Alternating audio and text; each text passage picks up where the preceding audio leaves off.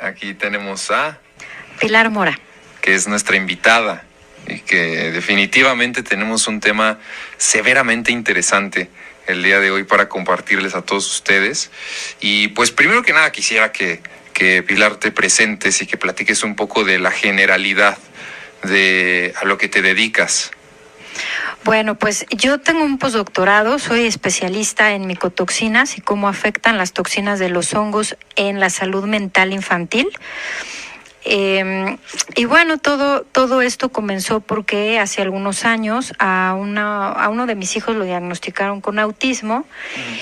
Y en ese entonces yo estaba ya haciendo una investigación para el postdoctorado y yo no estaba conforme con ese diagnóstico, entonces pues me iba a dar de baja. Y el doctor que guiaba mi investigación me dijo que no, que mejor investigara qué era lo que estaba pasando, porque si no lo hacía yo, pues nadie lo iba a hacer, porque si a mí no me importaba mi hijo, pues a quién le iba a importar, ¿no?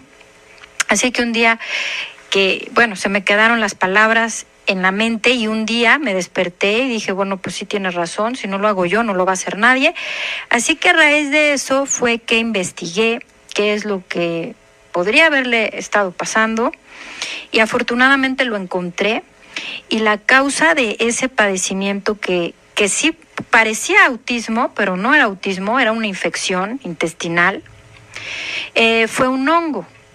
Entonces, desde ese momento, desde que yo descubrí qué era lo que estaba pasando, me he dedicado a investigar más y más y más qué es lo que hay atrás de todo esto. Y afortunadamente, solo cambiando la alimentación se eliminó el problema. Entonces, todas esas características que parecían autismo se eliminaron. Entonces, pues ya llevo casi que son como 8 años investigando este tema y pues he encontrado cosas que no me hubiera imaginado jamás. ¡Qué locura!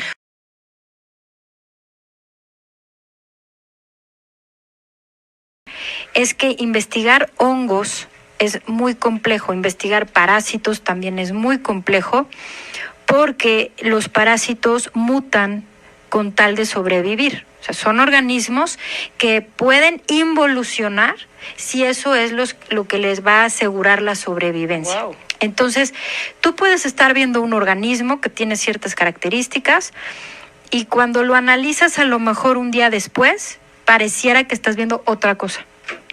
Entonces ya no sabes si es lo mismo o no es lo mismo. Y obviamente la dificultad de los hongos es que son muy difíciles de clasificar. Hay millones que no se han clasificado. Entonces es que no sabemos ni siquiera qué en realidad qué son.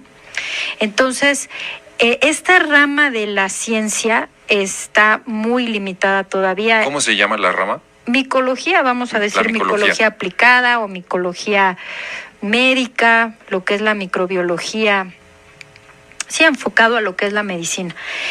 Todavía está en pañales, o sea, ahora se ha hecho investigación y se habla mucho de la flora intestinal. Últimamente oímos mucho de los probióticos y la microbiota y los fermentados y todo esto, pero en realidad esto va mucho más allá, porque estos organismos, lo que se sabe ya, que se demostró en Stanford hace algunos años, fue el doctor Robert Sapolsky el que lo demostró, es que estos organismos pueden determinar conductas, emociones, pensamientos que no son tuyos, que son del organismo que te está parasitando, y como son organismos inteligentes, te van a manipular para hacer lo que ellos necesitan para sobrevivir.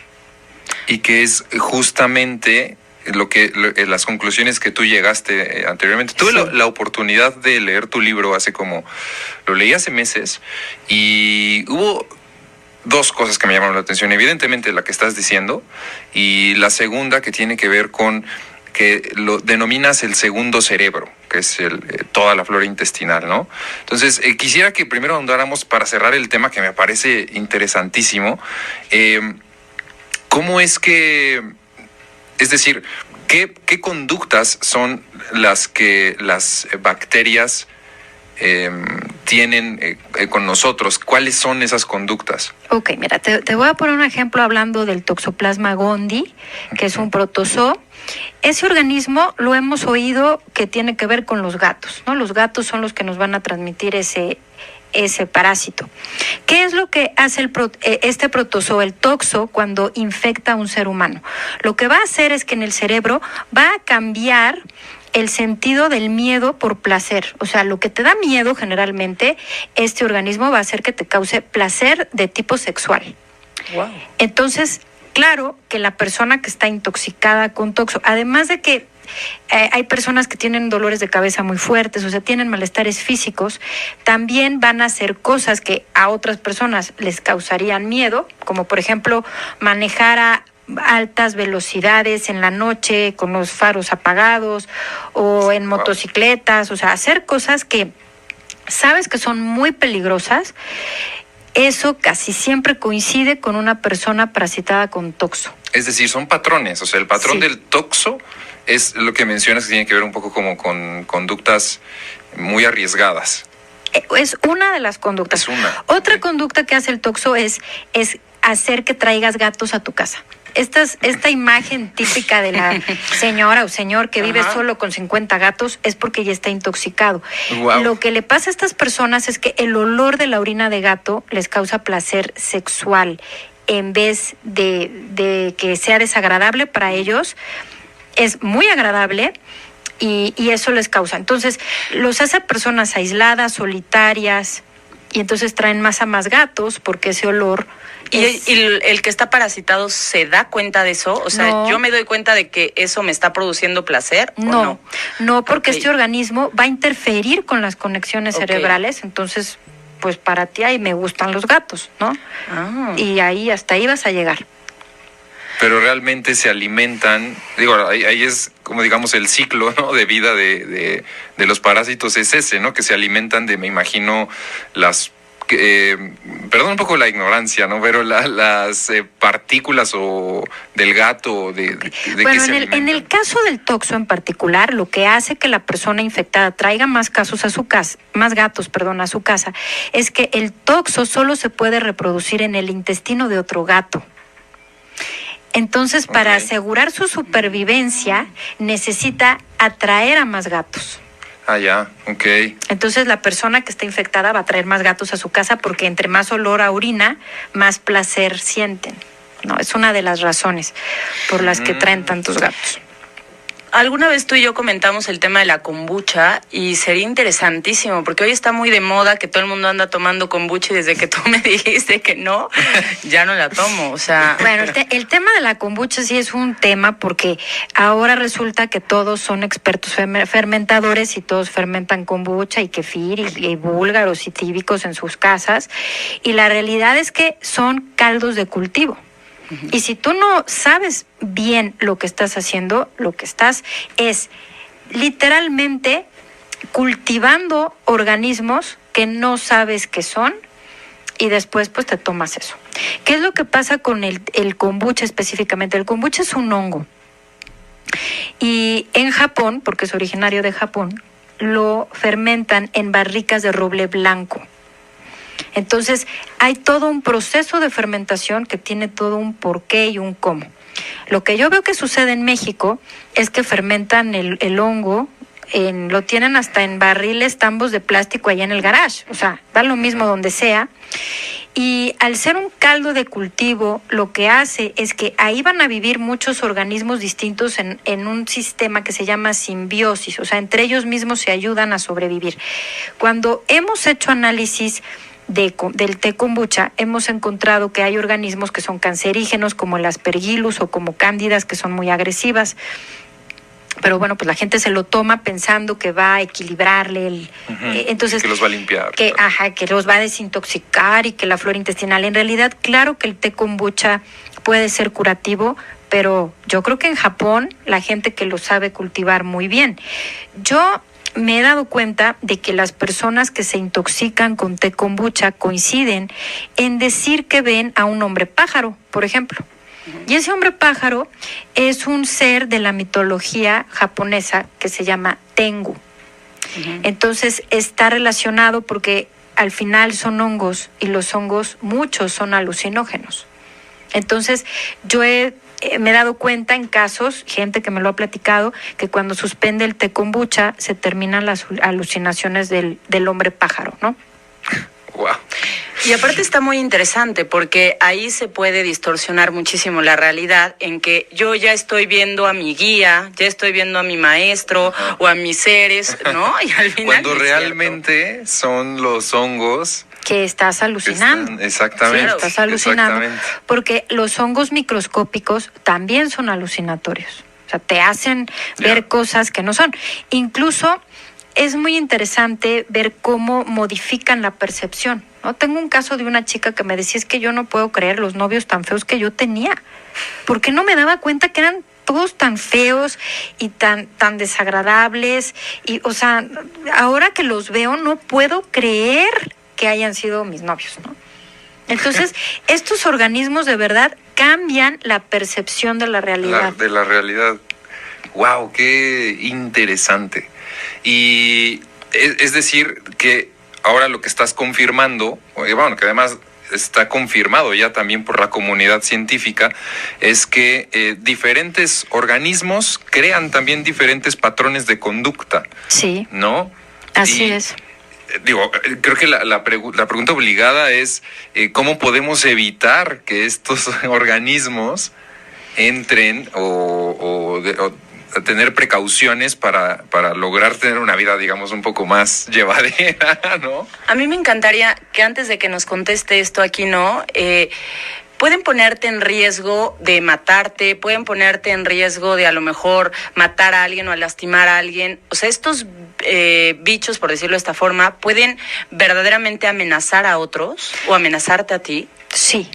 Hay organismos que se ha detectado que cuando la persona está muy, muy parasitada por el microorganismo de este tipo, empieza a tener, por ejemplo, pensamientos suicidas, ¿no? O pensamientos ellos dicen que escuchan que alguien les habla, ¿no? Entonces, esto se ha diagnosticado como esquizofrenia, por ejemplo. Pero ellos reportan decir, por ejemplo, es que me están diciendo que vaya por un cuchillo y mate a mi hermano, por ejemplo, ¿no?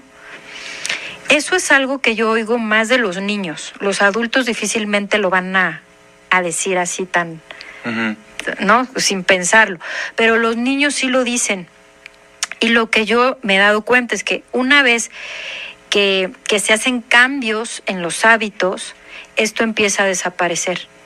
Estos pensamientos y estas conductas desaparecen completamente, porque el organismo es el que está generando esos patrones de pensamiento que son erróneos. Y al final, bueno, lo que tú sabes y lo que has visto es que a simple vista no se ven. O sea, si yo voy con alguien y que me saque sangre para checarme o que me tome alguna muestra, no se ven muchos de estos microorganismos que tú hablas. No se ven porque muchos de ellos, específicamente los hongos, se pueden confundir porque son muy similares a los glóbulos blancos, que son los linfocitos, por ejemplo, los eosinófilos, los neutrófilos. Hay muchas células que se parecen a simple vista.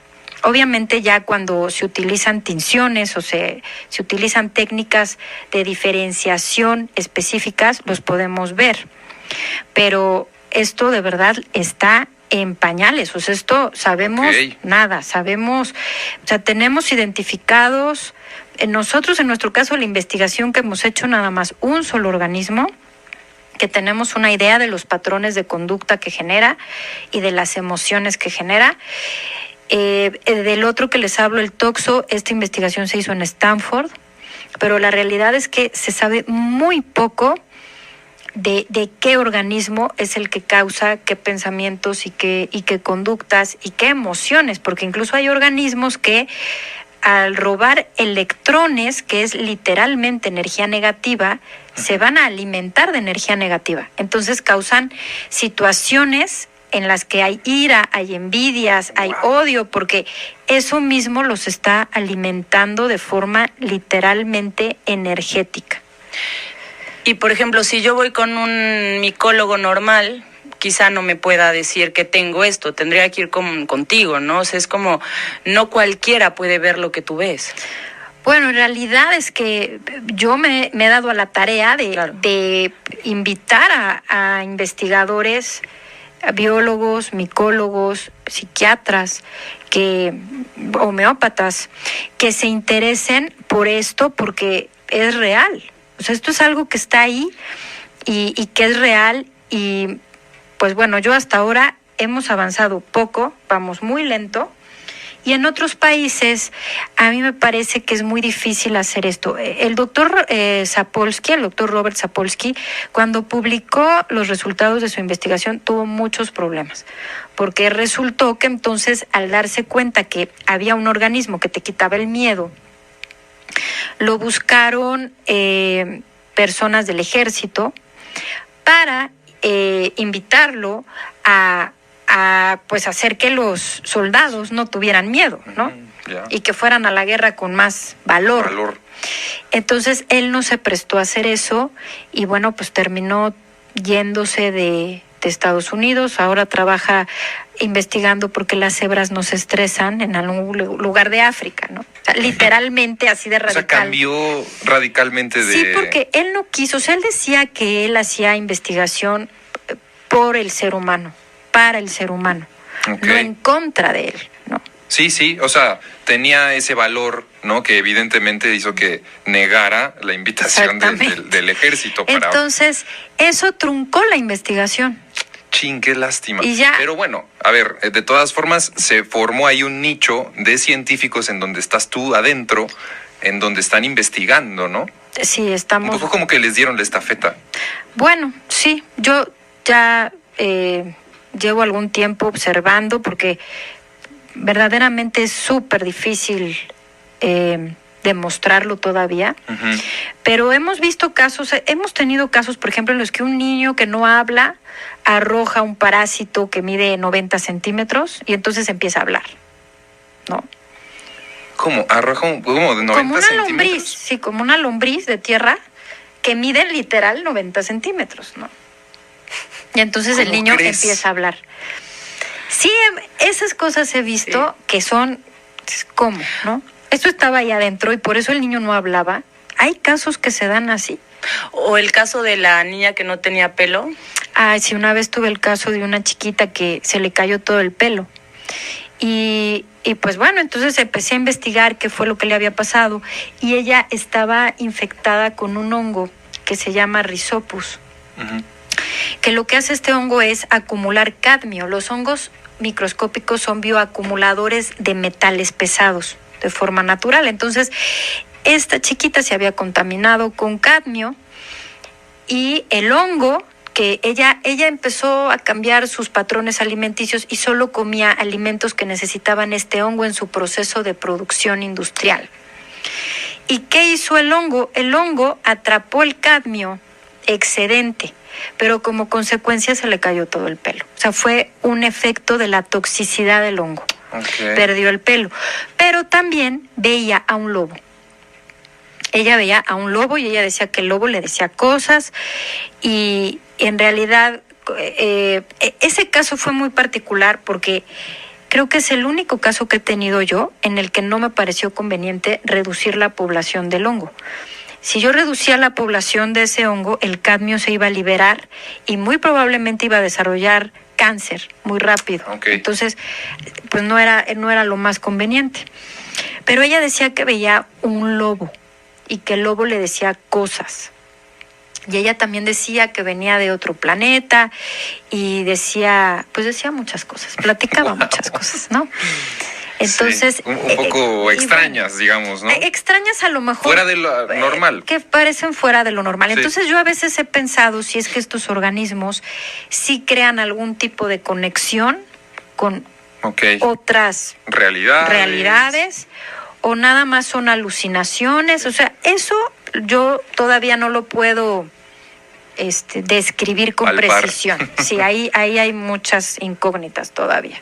Y aparte estaba muy interesante porque tú me mandaste la foto y el hongo era una bolita de pelos. Sí. Eso es o sea, era una bola de pelos horrible. Entonces, cuando una persona no para de comer lo mismo, es porque está alimentando un organismo que de eso se alimenta, o ese es su, vamos a decir, lo que necesitan para reproducirse y desarrollarse. Pero yo he tenido niños que comen tierra, literalmente tierra.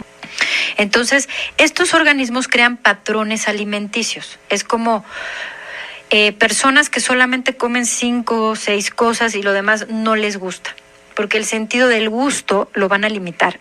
Ellos empiezan a cambiar tu sentido del olfato, son organismos que les gusta el azúcar, les gustan los cereales, entonces van cambiando tus hábitos alimenticios, y al consumir muchos cereales, muchos azúcares refinados, pastas, ¿qué va a pasar? Se va a empezar a intoxicar el hígado y no va a haber producción de bilis. Propicias sí. el campo idóneo para que ellos se puedan reproducir, ¿no? Exacto. Fíjate, qué interesante. Y yo tengo una pregunta, a ver, que me acaba de surgir. Yo tengo el bicho, el hongo, lo que sea, y ¿te lo puedo pegar a ti? ¿O aquí no? O si yo ando por aquí en la vida, ¿o te lo puedo contagiar? ¿Cómo se podría, o eso no se puede? ¿O qué pasa con eso? Bueno, la flora intestinal, por supuesto que se puede transmitir de persona a persona. Por ejemplo, cuando nace un bebé, los bebés, hablan de que los bebés nacen y son casi estériles, pero no es así. Los bebés ya traen mucho de la mamá, pero, por ejemplo, vamos a poner este ejemplo que es muy simple. Un beso apasionado, ¿no? Esos de telenovela. Te pasan más de 10,000 millones de organismos. Wow. Entonces, no es que se te contagien, pero sí se transmiten. Y luego, ¿qué va a pasar? Mientras que tu flora intestinal esté fuerte y equilibrada, tu sistema inmune va a funcionar bien, entonces te lo pueden pasar y como entra va a salir. Pero si tu sistema inmune no está fuerte, si tu flora intestinal está desequilibrada y te entra algún organismo de estos y después lo alimentas y nada más le das lo que le gusta, entonces sí te puede causar problemas, ¿no? Pero no es como que te vayas a contagiar como tan fácilmente, sino que son organismos que necesitan todo un terreno para sobrevivir. Es, por ejemplo, como los moscos. Los moscos, va a haber moscos si tienes un charco de agua, pero si secas el charco, ya no va a haber moscos. Esto es lo mismo. Si tú tienes un ambiente adentro de tu cuerpo, un terreno biológico apto para ellos, van a sobrevivir y se van a reproducir. Y si no, no. Entonces no es tan fácil como que se te vayan a contagiar. Que se transmiten, sí se transmiten todo el tiempo. Y están en el aire, en el agua, en todos lados. ¿Y esto se da más frecuente en niños o en adultos o realmente...? No, realmente puede pasarle a cualquier persona. Obviamente un niño que ya tiene una flora intestinal muy desequilibrada y está parasitado, si eso no se atiende, conforme vaya creciendo el problema va a ser peor y peor y peor, y puede ser que de adulto ya sea un problema grave que se manifieste como alcoholismo, drogadicción, problemas para socializar y algún otro mucho... Bueno, hay un abanico muy amplio de cómo se puede manifestar esto, ¿no? Pero en realidad yo me he enfocado, mi trabajo se ha enfocado a los niños, porque creo que corrigiendo esto en un niño puede tener una vida feliz y ser sano y poderse relacionar bien y tener niveles de aprendizaje considerados normales, ¿no? Ya en los adultos es más difícil, pero sí he tenido casos de adultos en los que comprenden lo que les está pasando y toman cartas en el asunto, ¿no? No es tan fácil, pero sí.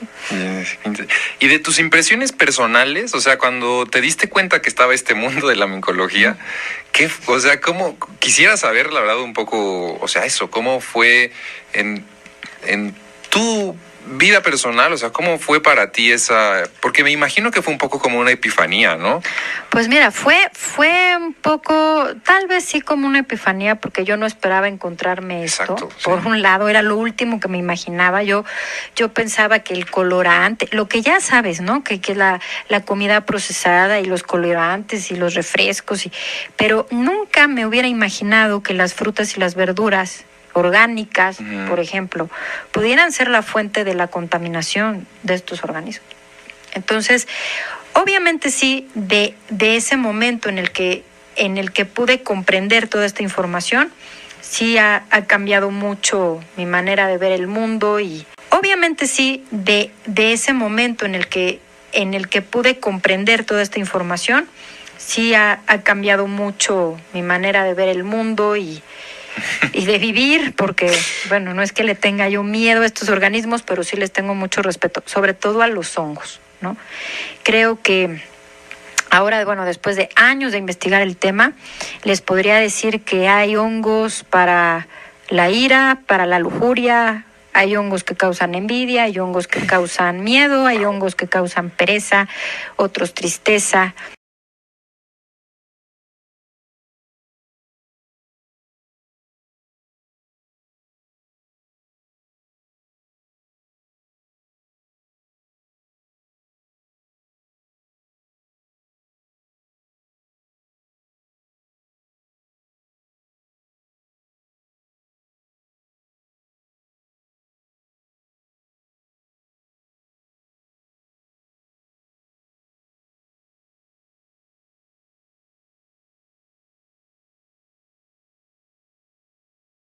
¿Qué alimentos serán? Azúcar Ok. procesado, alcohol, o sea, comida chatarra, Ok. pues, ¿no?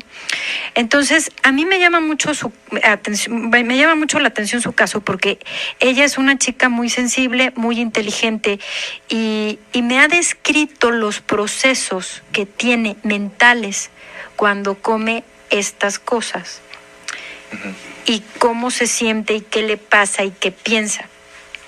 Lo deja de comer y todo eso se elimina. Y es muy interesante también otro dato que les voy a platicar, porque estos como brotes de ideas exóticas que tienen que ver con los parásitos se manifiestan el día de la luna llena, Ok. generalmente, ¿no? Eso también tiene que ver los ciclos de la luna. traslación. Y de ahí viene el término lunático. Porque los días de luna llena hay más asesinatos, hay más violaciones, nacen los bebés, ¿no? Entonces, esto es así porque cuando es luna llena, estos organismos se reproducen. Entonces el metabolismo se incrementa, la toxicidad se incrementa y da lugar a que la persona haga cosas que no haría a lo mejor un día que no fuera luna llena. Que no fuera luna llena. Claro que esto es en combinación con otros factores. Entonces, si alguien de los que nos estén escuchando ya se dio cuenta que el día de luna llena no puede dormir o le pasan cosas raras, tiene parásitos. O sea, se tiene que desparasitar. Esa es la señal. Sin temor a equivocarme de que la persona está parasitada. La luna llena. Cuando la luna llena causa problemas. Acabas de decir algo también clave. ¿Cada cuánto recomiendas la desparasitación? Bueno, es que cuando yo hablo de parásitos no hablo de lombrices ni de amibas. Ok. Hablo de todos los organismos que pueden vivir adentro de ti y se pueden aprovechar de ti para salirse con la suya. Entonces, una buena desparasitación por lo menos requiere 3 meses y no se va a llevar a cabo solo tomándote una pastilla. Tienes que dejar de alimentar al organismo que te está parasitando. Si no lo matas de hambre, no lo vas a controlar. Esto es como una guerra. Okay. Entonces necesitamos muchas estrategias para poderlos controlar, porque son seres con inteligencia. Además, eso también ya está Sí, que eso también me demostrado. parece súper interesante. O sea, cómo o sea, es decir, que tendrían procesos inteligentes pues sí, de supervivencia, pero ¿de verdad es inteligencia lo que tienen? O sea... Pues mira, hay un experimento que de hecho está explicado en una plática de TED, si lo buscan en internet lo van a encontrar, que es un hongo que le ponen una hojuela de avena en un laberinto. Entonces es un hongo que es de tipo plasmático, ¿no? Y llega más rápido a la avena que una computadora. Entonces, yo creo que sí tienen algún tipo de inteligencia. Y otro caso que también ya se ha investigado mucho es que los árboles se comunican a través de las raíces por la información que los hongos transmiten entre ellos. A ver, otra vez, o sea... Otra vez. Los árboles en los bosques tienen raíces. Exactamente. ¿no? Y entonces, ¿qué sucede? Que en estas raíces crecen organismos, por ejemplo, algunos se llaman micorrizas, son hongos, ¿no? Y estos hongos van a ayudar a que el árbol absorba los nutrientes de la tierra. Pero si hay un árbol enfermo... Son sus amigos, ¿no? Los hongos, de alguna manera. Unos son amigos, otros no, pero bueno, unos sí son amigos. ¿Qué va a suceder? Si estos hongos detectan que el árbol está enfermo, van a mandar señales de tipo neuronal, por ejemplo, como las de nuestro cerebro. En la tierra hay estas conexiones entre las raíces, entonces los hongos mandan señales de tipo neuronal para que otros árboles bajen nutrientes y ellos puedan subirlo al árbol enfermo. Entonces, ahí, si no es la inteligencia del organismo, sí hay una inteligencia que a lo mejor no podemos entender, que sí se manifiesta en estos organismos. Órale, eso... Vaya, para mí es algo que me vuela la cabeza. Ten por seguro que saliendo de aquí es que soy un ávido lector, voy a comprar algo referente a lo que acabas de mencionar, porque me parece que otra cosa, ¿no? Aunado a todo lo que estás diciendo, es que en el mundo fungi, pues es el menos explorado, de hecho, de todos. Entonces, es justamente lo que platicabas un poco al principio, que es el mundo, más bien, la comunidad científica casi no sabe al respecto. Saben mucho, pero son organismos muy complejos. Entonces, es muy difícil descifrarlos. Por ejemplo, se habla de que los hongos tienen 6 sexos. O sea, no hay masculino y femenino, no, hay masculino, femenino y otros 4 sexos diferentes en los hongos. ¡Qué locura! Entonces, ¿cómo es eso? Eso es que, ¿no? Sí. Y bueno, tienen propiedades muy particulares que no que son difíciles de comprender. Por ejemplo, hay algunos hongos que no cumplen la ley del espejo, o sea, no se reflejan como cualquiera de nosotros nos reflejaríamos en un espejo. Bueno, pues hay hongos que no se reflejan. Con ley del espejo te refieres a este proceso psicológico en el que yo veo mis problemas en los de la otra persona, o... Exacto. Esos hongos lo que van a hacer es interferir con la empatía. Entonces, tú no vas a poder verte en otra persona, no vas a poder ser, pues, caritativo, no vas a poder ser generoso, no vas a comprender a la otra persona, porque estos organismos no te dejan reflejarte, encontrarte con la realidad, ¿no? Con otro ser humano, ¿no? Porque no dejan que te reflejes. Con esa capacidad empática. Exacto. Entonces, yo creo que mucho de lo que se habla del ego tiene que ver con esto. Es el yo, y tú no existes, y yo primero y yo después. Y también creo que mucho del mundo en el que vivimos tiene que ver con esta forma de ser en la que voy yo primero y yo después. Y no vemos que si no estamos todos bien, no podemos estar bien.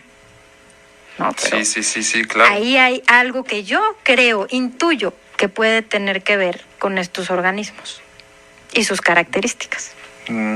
Fíjate, es algo... Es interesantísimo. Sí, no, claro, es algo completamente nuevo para mí. O sea, no es...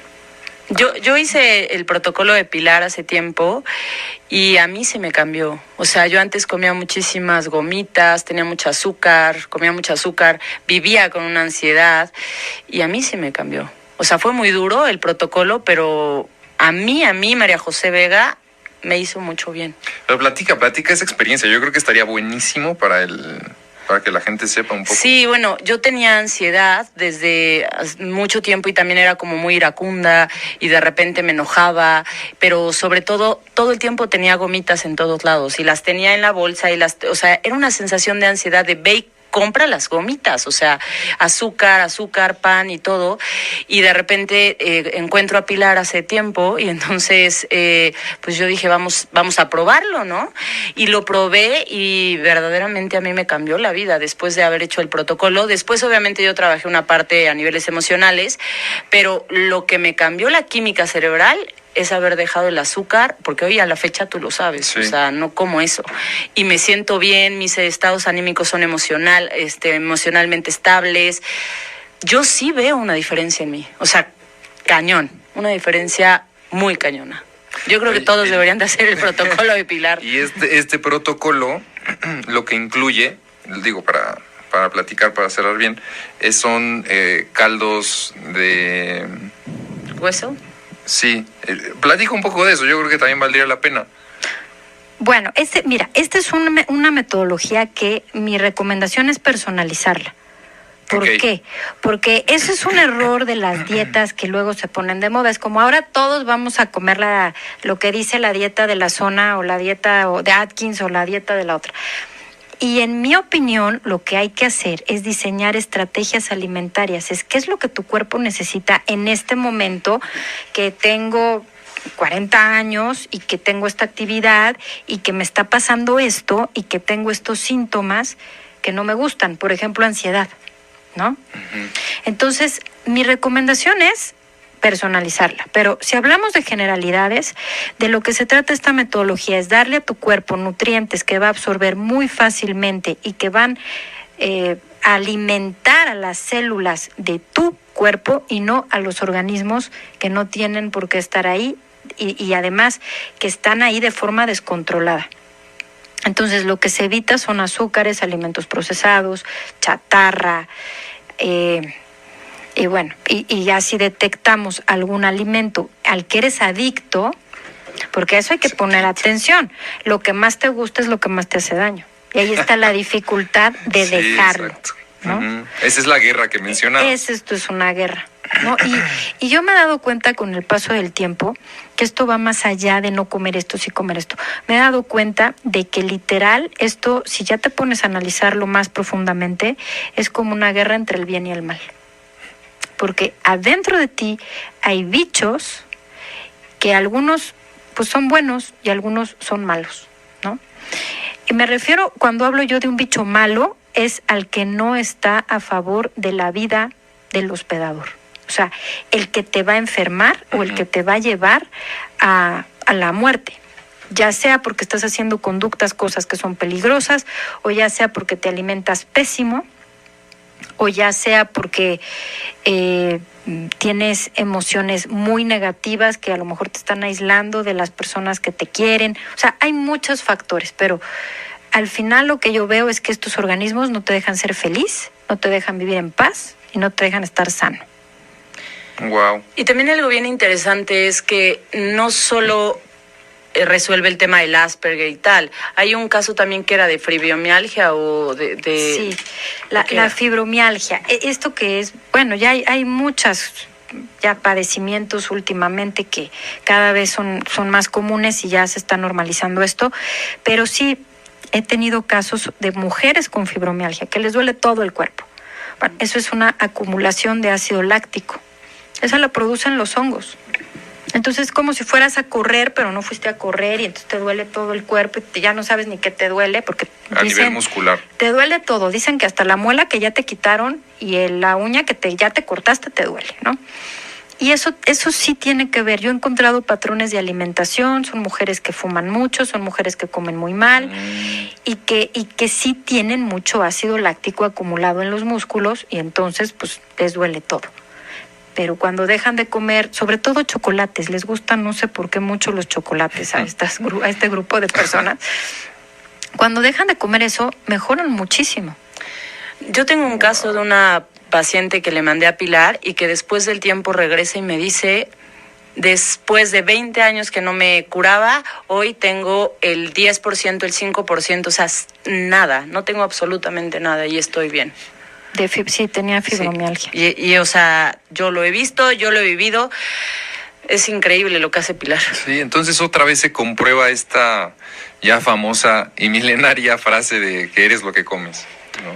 Eres lo que comes, pero más bien eres lo que estás alimentando. Fíjate, esto va más allá. Okay. Eres lo que estás alimentando. Sí. ¿No? Sí. Porque si tú en tu cuerpo tienes un jardín de flores, verduras y frutas y eso comes, ¿no? Y comes bien, tienes tu granjita y tu... Eres lo que estás alimentando. Pero si tienes un basurero, pues va a estar lleno de cucarachas, ratas y todo lo demás.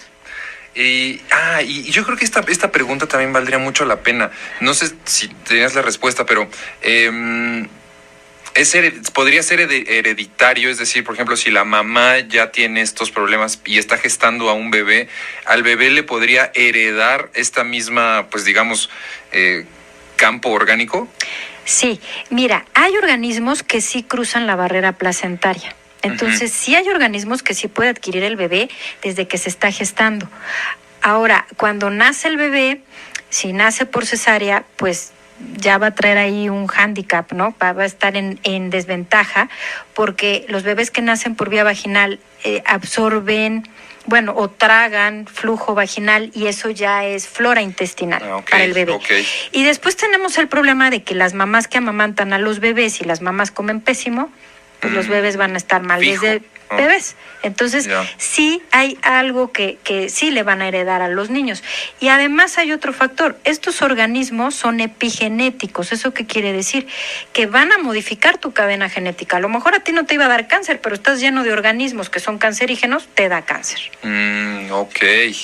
Entonces, ahí ese es otro factor que hay que considerar. Claro. Sí, yo me quedo con esta idea de que, bueno, entonces no eres lo que comes, eres lo que alimentas, ¿no? Y que justamente en este, pues, en proceso sí es un poco como concientizar también cuáles son nuestros hábitos. ¿Qué es lo que tú haces recurrentemente para, pues, justamente evitar una complicación como estas? Yo personalmente en mi vida, mira, la verdad es que ninguno de nosotros, o sea, yo no te voy a decir que yo no tengo parásitos, no, todos tenemos, yo también tengo y todos tenemos, pero pues mi recomendación es limitarse, o sea, no nada más comer lo que te gusta, no limitar tu alimentación a ciertas cosas, porque es muy común que las personas desayunan todos los días lo mismo, comen más o menos lo mismo, cenan lo mismo, ¿no? Entonces eso es lo que va creando estos desequilibrios. Yo pues me desparasito de vez en cuando,